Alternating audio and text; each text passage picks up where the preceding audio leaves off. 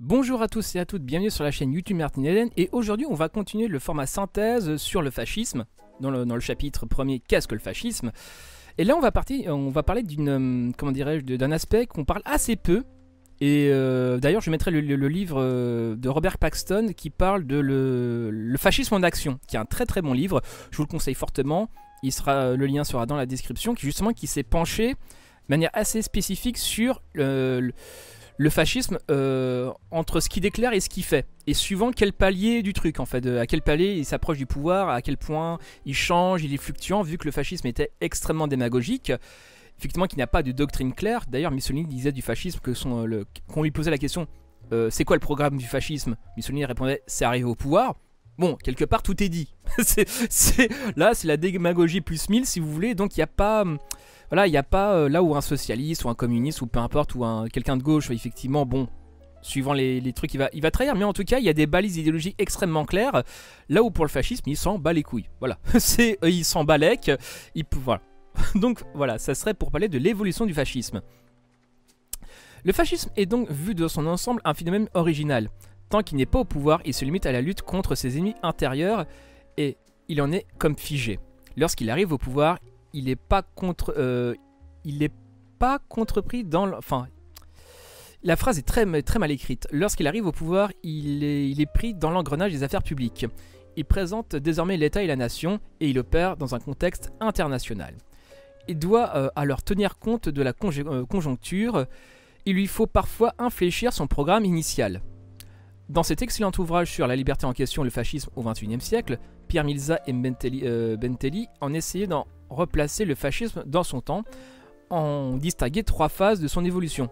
Je mettrai ça aussi le bouquin dans la source, même si que sais-je comme un peu daté, je vous conseille vivement le livre de Robert Paxton sur le fascisme en action. Le premier fascisme se développe dans un contexte de crise de mouvements extrémistes issus des classes moyennes et menant le combat à la fois contre les forces révolutionnaires et contre le capital.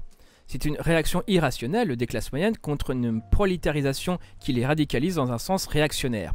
Avec l'appui de l'élite de remplacement que constituent des anciens combattants, on a pu parler de socialisme de déclassé.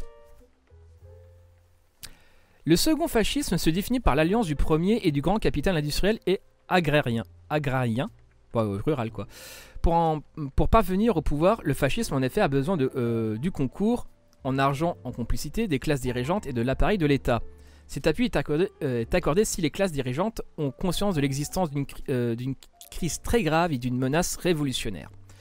Généralement, après qu'une première tentative révolutionnaire eut été brisée, et d'en prévenir le renouvellement, ainsi se constitue le bloc du pouvoir avec 2 ailes qui ne s'associent que contre un ennemi commun.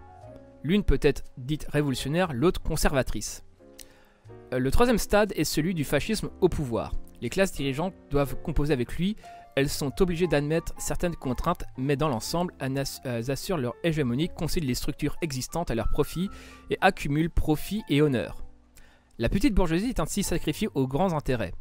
La conciliation nationale se fait dans une politique de grandeur et de prestige accompagnée d'une promotion sociale pour intégrer les masses, par un exemple de mesures sociales.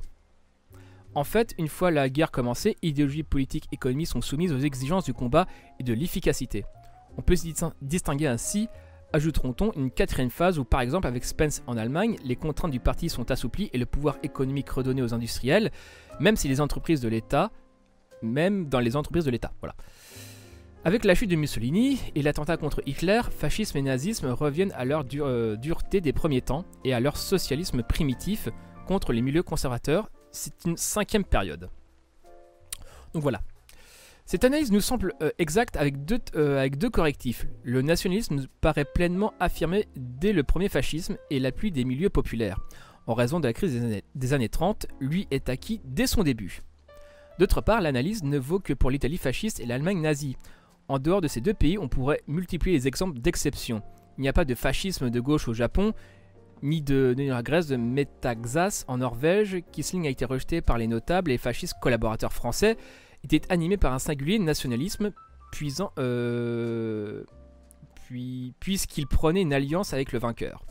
Dans le péronisme et dans le nasserisme, la base a toujours été plus large que la petite bourgeoisie, etc. Voilà. c'était l'aspect sur l'évolution du fascisme.